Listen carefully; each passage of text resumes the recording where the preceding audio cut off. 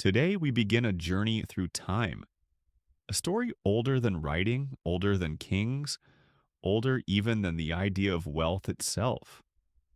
It's the story of how humanity created one of its most powerful inventions, money. To understand who we are and how we built our world, we must first understand how we began to trade, to trust, and to believe in something that doesn't exist in nature, value itself. Long before coins, before banks, before cities, people lived in small communities. They hunted, they farmed, they crafted tools, and they traded. A farmer might exchange wheat for a pot. A hunter might trade meat for a woven basket.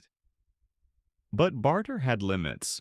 What if you wanted something that the other person didn't need? What if your goods were too large to divide, like a cow or a field? Barter worked for neighbors, but as societies grew, it broke down. People needed something universal, something everyone would accept. The first money was not gold and not even metal, it was clay. Around 3000 BCE in ancient Mesopotamia, merchants began using clay tokens to record debts and transactions. Each token represented a promise, a contract between two people. A lump of clay, pressed with marks and sealed with a sign, became a symbol of trust. These tokens evolved into clay tablets covered in cuneiform writing, recording grain, livestock, and payments.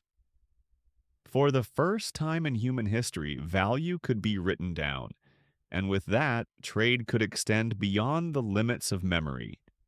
Money at its core is not a thing. It's an idea. The material doesn't matter.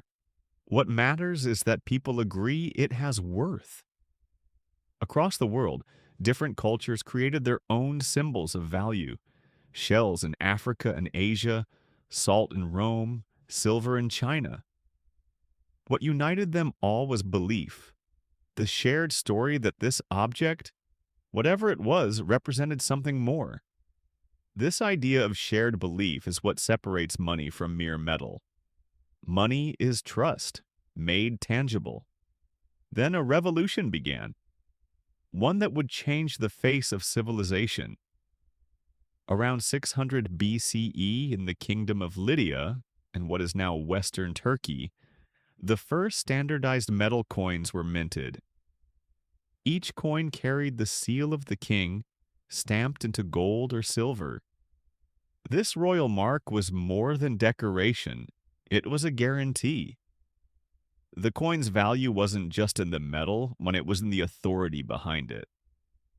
For the first time, people could trade with complete strangers because they trusted the mark, not the man.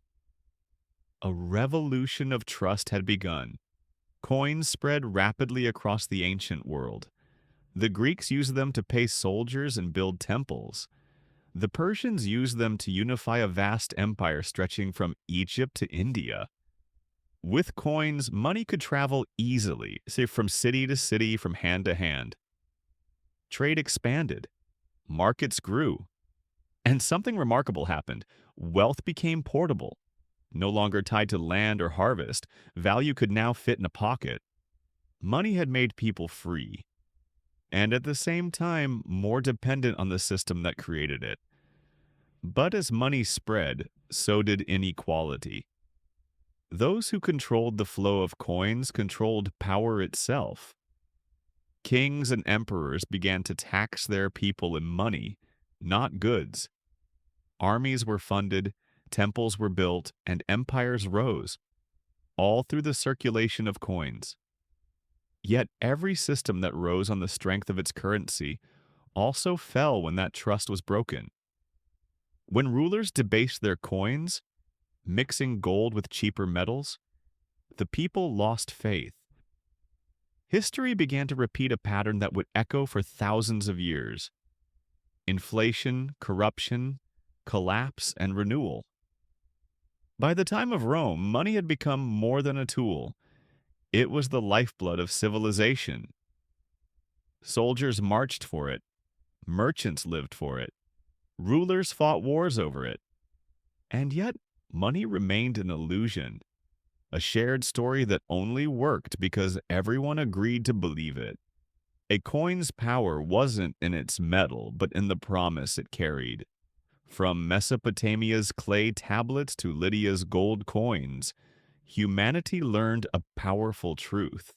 Money is not just a medium of exchange, it is a mirror of our trust, our ambition, and our faith in the future. In our next episode, we'll see how that faith turned to gold, and how gold in turn built empires that shaped the world for centuries.